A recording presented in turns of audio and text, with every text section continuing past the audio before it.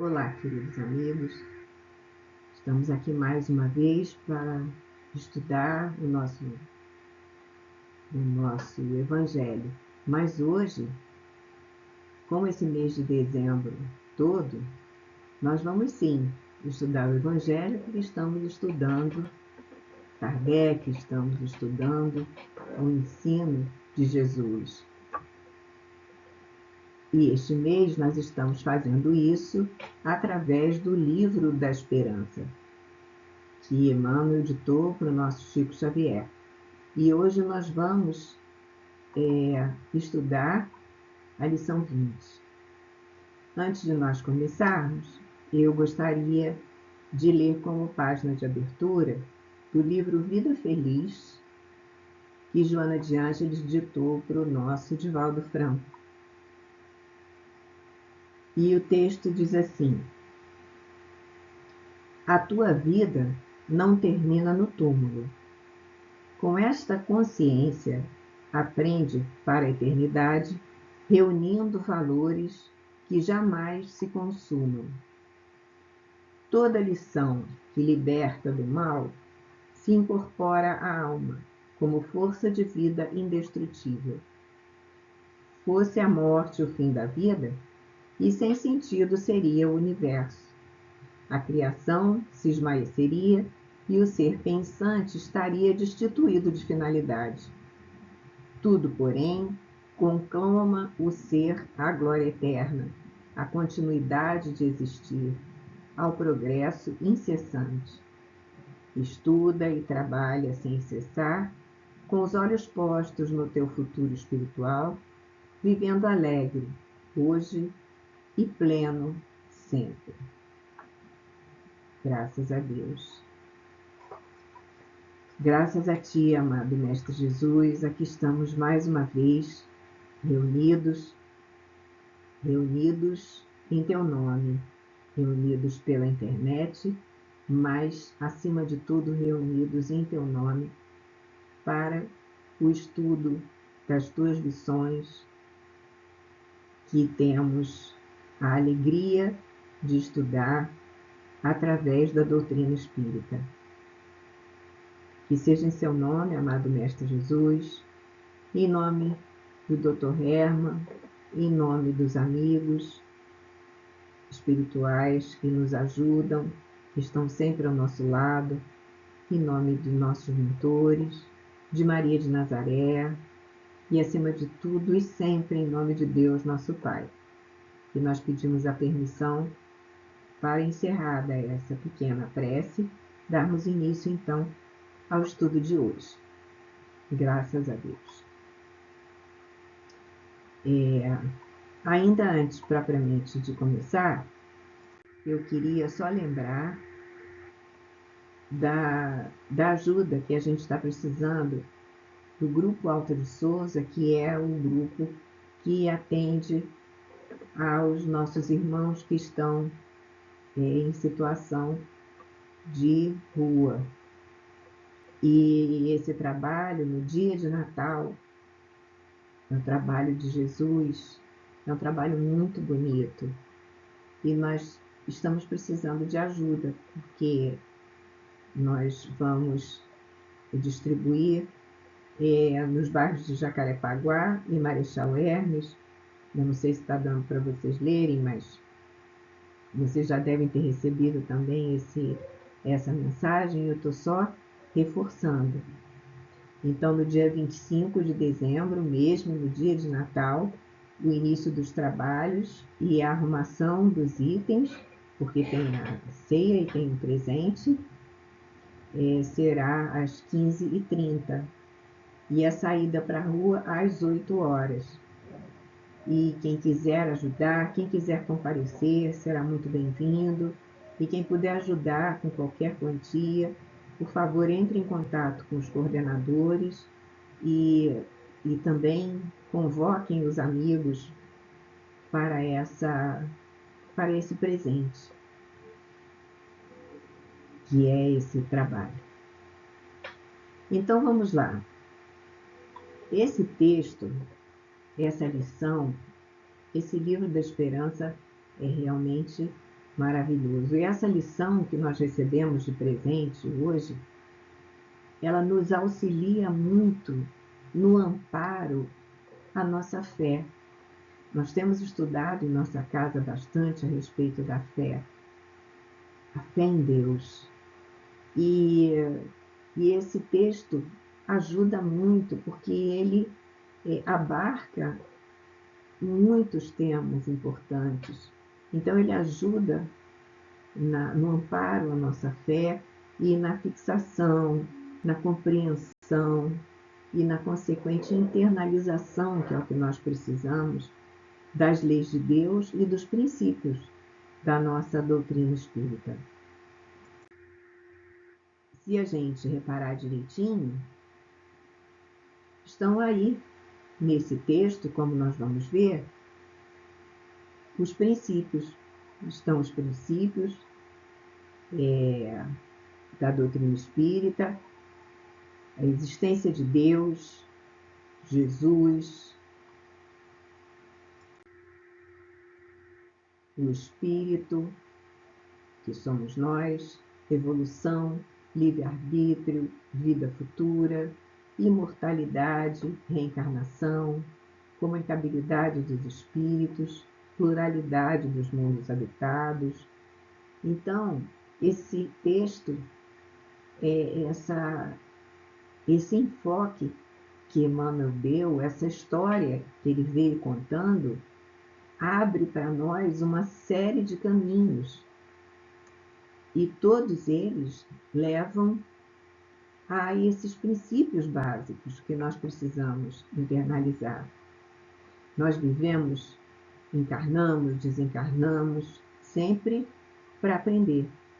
Claro que o Evangelho não nos traz uma receita de bolo, mas ele traz um padrão, ele traz uma diretriz a ser seguida, um processo através da nossa modificação interior que chega ao exterior, aos nossos atos, aos nossos irmãos, à nossa comunicação com os nossos irmãos, mas vai chegar forte e genuinamente porque ele partiu de dentro de nós, partiu do nosso coração. É o verdadeiro aprendizado, porque aprender só acontece quando produz mudanças reais, mudanças estruturais em nós. Se não nos dispomos a sair da nossa zona de conforto, não vai haver aprendizado e, portanto, não vai haver crescimento. No Evangelho estão contempladas todas as circunstâncias pelas quais nós passamos, tanto na nossa vida pessoal quanto nas interações, na vida em sociedade. Tanto que Kardec nos mostra o Evangelho, ele fala como um roteiro infalível para a felicidade vindoura, e realmente é. Quando nós temos à nossa frente obstáculos ou somos submetidos a provas, às provas, devemos pensar sempre, antes de nos deixarmos abater, o que eu posso aprender com isso? No momento que nós estamos atravessando um obstáculo. Então a gente deve ter clareza, pedir ajuda a Jesus, pedir ajuda aos nossos mentores, para ter a calma, para ter a clareza, para pensar o que eu posso aprender com isso. Isso eu tenho que tirar uma lição daqui. A gente tem que ter a certeza. É difícil quando nós estamos envolvidos em alguma coisa, em algum obstáculo, em alguma situação que nos está aborrecendo ou até desesperando. É difícil, mas para isso eu disse que nós precisamos desenvolver a nossa fé, para nos tornarmos mais seguros, mais equilibrados, mais ponderados, para ter a certeza de que se está acontecendo é porque nós precisamos que aconteça, porque nós estamos debaixo da lei de Deus. Mas normalmente nós somos imediatistas, é natural, e logo nos deixamos submergir, nos deixamos abater. mas precisamos ter a certeza de que, se está colocada aquela prova diante de nós, superar aquela prova vai nos fazer crescer como espíritos imortais que somos. A doutrina nos ensina que no plano espiritual, quando estávamos lá na erraticidade, nos preparando para cada reencarnação, nós estávamos lá escolhendo, quando temos condições, é verdade, mas estávamos lá escolhendo porque lá podemos perceber, temos a visão ampla, livres do corpo físico, do escafandro do corpo físico, nós temos condição de ver onde falhamos na última encarnação e, portanto, o que nós estamos precisando desenvolver, acertar, enfim. E, como sempre, nós não estamos sozinhos, nós estamos muito bem amparados por nossos mentores, por espíritos preparados para essa função de auxílio no preparo da nova encarnação. Então, quando estamos diante da prova, é a fé a nossa tábua de salvação. É a fé que nos ampara. Às vezes, por exemplo, nós precisamos notar, nós notamos que alguma coisa negativa se repete em nossa vida. Aquele mesmo problema, aquela mesma situação. Isso quer dizer o quê? Que aquela prova foi apresentada, mas nós não passamos, nós não repetimos. Nós não superamos o que precisava ser superado, então aquilo se repete. Vamos precisar repetir até conseguirmos superar. A encarnação é uma escola, a vida é uma escola. Então nós precisamos estar atentos, como atentos precisamos estar numa escola, num curso qualquer. Tentar compreender, porque a compreensão nos liberta, a compreensão é libertadora.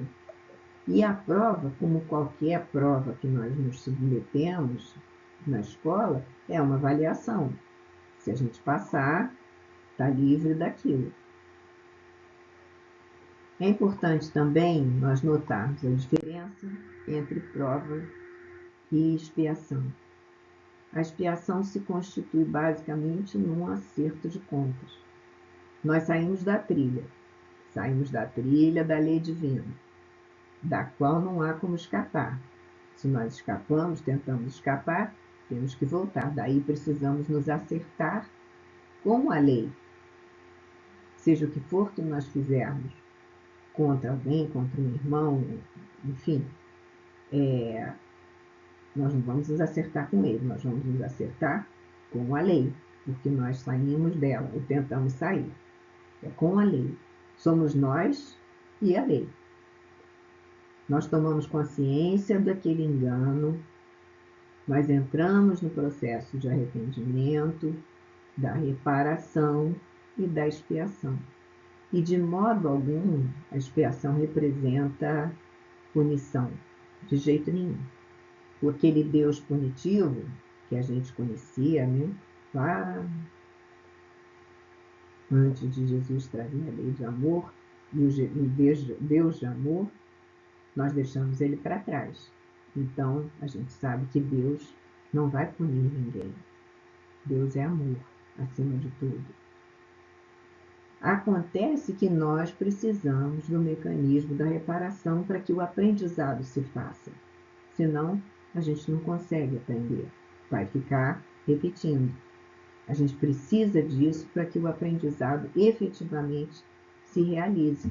Simples assim. Então, é uma ferramenta, é um mecanismo.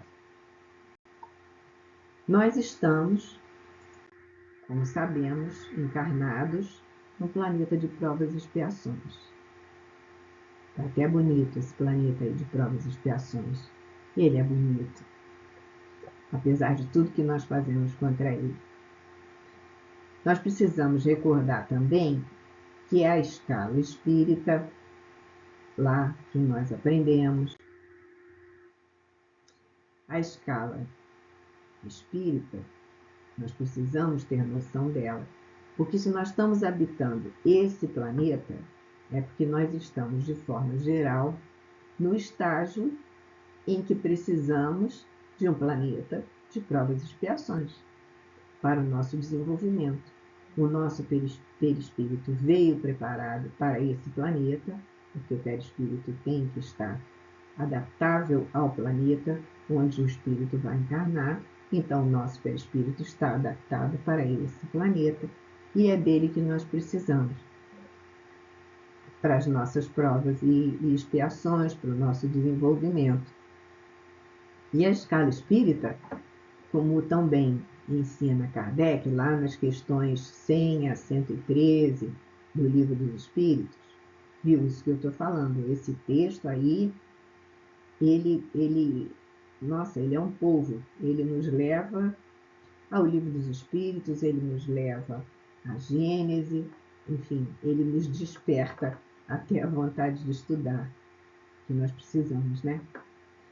Então, a gente sabe que a escala espírita não é aquela escadinha reta, cumpri isso, saí daqui, vou para aquele outro estágio, mas é, como Kardec nos explica, uma espiral. E é uma espiral, é um gradiente em que os tons vão sucedendo de maneira gradual. Aí temos na parte inferior, ele divide, né? Kardec divide basicamente para efeitos didáticos. Ele divide assim, como se fossem, que a gente sabe que não é, como eu estou falando, é uma coisa de gradiente, é uma coisa espiral, é uma coisa gradual mesmo. Mas ele, para efeito didático, ele divide em 3 grandes divisões, assim, grosso modo. Na parte inferior, os espíritos imperfeitos, lá estamos nós, predominância da matéria sobre o espírito, propensão ao mal. Na segunda, os espíritos bons, predominância do espírito sobre a matéria, desejo do bem. E na primeira, nós vamos chegar lá, os espíritos puros, grau supremo da perfeição, que é para lá que nós vamos, né? Eu penso sempre, para conseguir essa coisa que eu estou tentando explicar, dessa espiral, dessa coisa assim, gradual, a mim me ajuda a pensar num arco-íris. Eu penso no arco-íris porque a gente sabe das cores, mas a gente não distingue a diferença entre uma e outra. É tudo gradual. Porque cada um de nós, pensa só, cada um de nós é único. Então, isso não podia ser assim, preto no branco, como se diz. Não podia ser assim, uma coisa que fosse par e passo, assim, de definido. É uma coisa que vai acontecendo, é um processo muito longo e gradual, e cada um tem o seu processo, cada um tem o seu caminho. Então, Deus nos criou, e a sua criação é incessante. Através de milênios, nós passamos pelos diversos reinos, adquirindo aprendizado sempre, primeiro impulsionados, dirigidos, pelo determinismo divino, até nos tornarmos espíritos e adquirirmos o livre-arbítrio. Como nos diz a questão 79 do Livro dos Espíritos, os espíritos são a individualização do princípio inteligente, como os corpos são a individualização do princípio material. A época e o modo dessa formação é que são desconhecidos. Tem lá a questão 79. Então, todo esse estudo, que assim mesmo é trazido de forma básica, tal é a sua complexidade, nós podemos ter também no livro A Gênese. Há muito que estudar. E mesmo assim ainda não temos a capacidade de compreensão absoluta desse processo.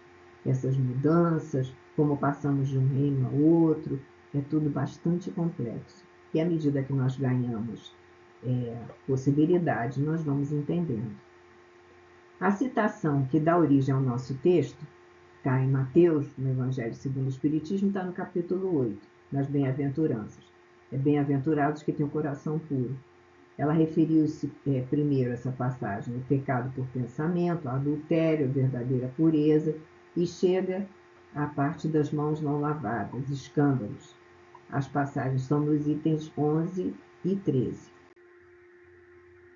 E aí está aí a passagem, ai do mundo por causa dos escândalos, porque é necessário que venham escândalos, mas ai daqueles por quem o escândalo vier.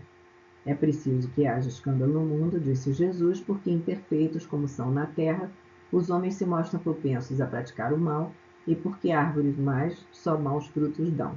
Deve-se, pois, entender por essas palavras que o mal é uma consequência da imperfeição dos homens, e não que haja para estes obrigação de praticá-lo.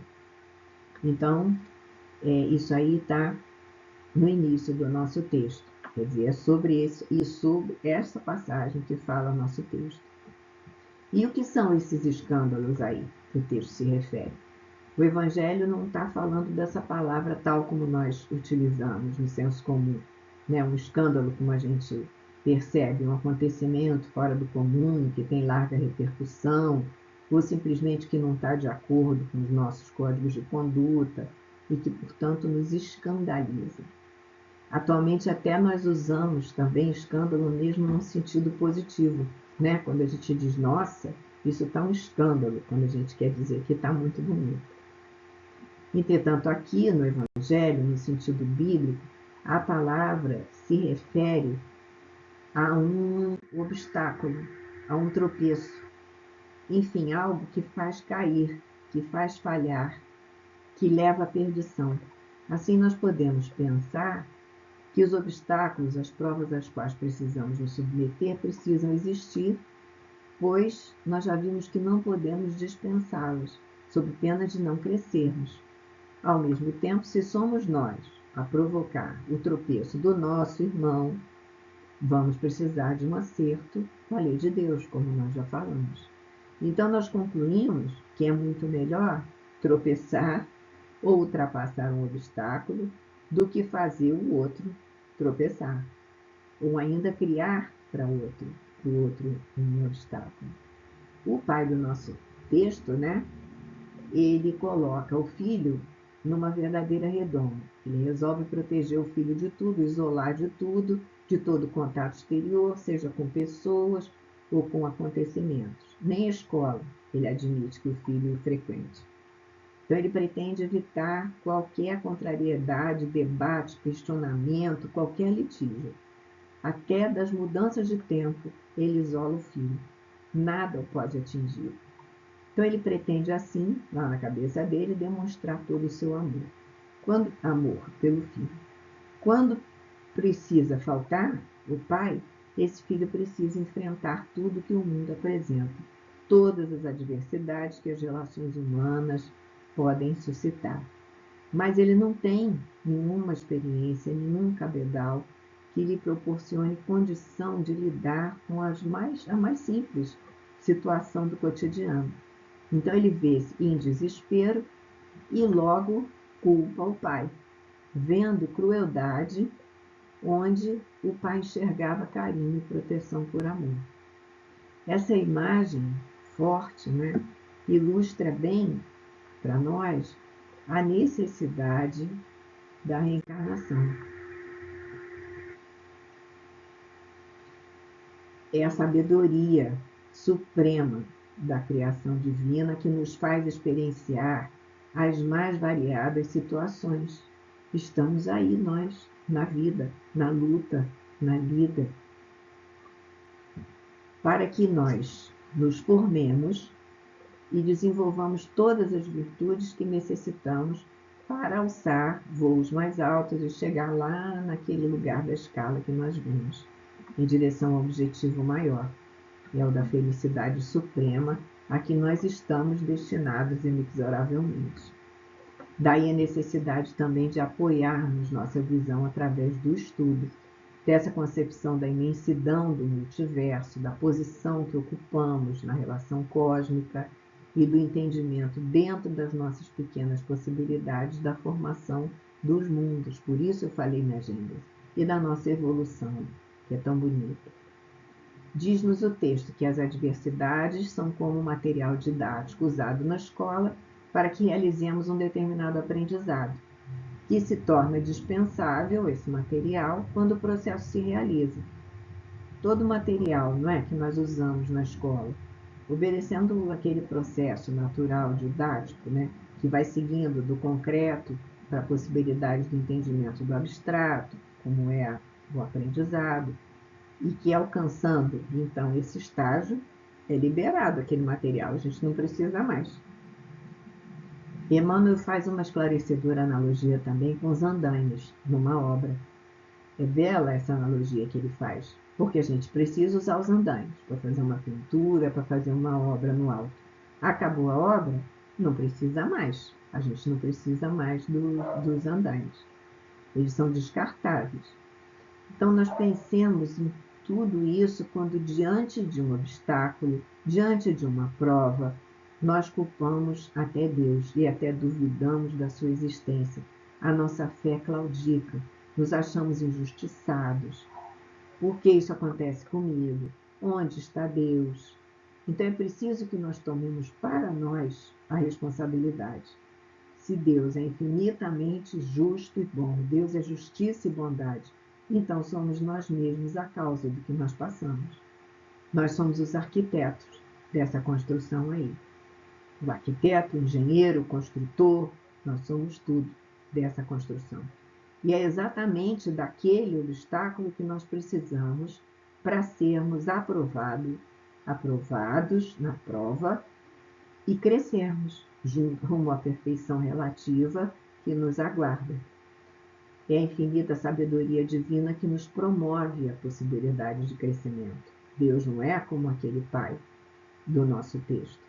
Como nos mostra a sabedoria de Emmanuel, se o trabalho não transformar a ingenuidade em valiosa experiência adquirida, ficaremos na fragilidade que qualquer vento destrói, como ele usa a imagem da flor, que o vento que dá mais forte passa e a flor lá, ingênua, cai. Então, eu não vou ler o texto na íntegra, porque nós já falamos bastante dele, mas vocês devem lê-lo, que essa história realmente vocês vão ver, que suscita isso tudo que eu consegui falar e muito, muito mais. Porque a gente começa a ver que a gente precisa estudar Gênesis, a gente precisa estudar de novo, e de novo, de novo, de novo, o livro dos Espíritos e todos os livros que nós temos à mão, porque nós precisamos demais desse entendimento.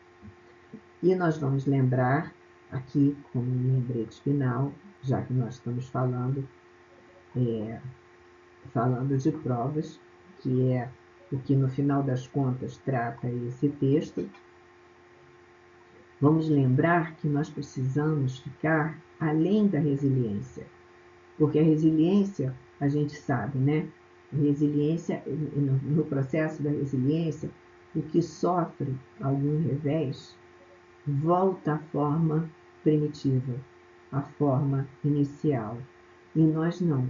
Nós precisamos, ao sofrer um revés, voltar mais fortalecidos, voltar melhores, não voltar à posição inicial.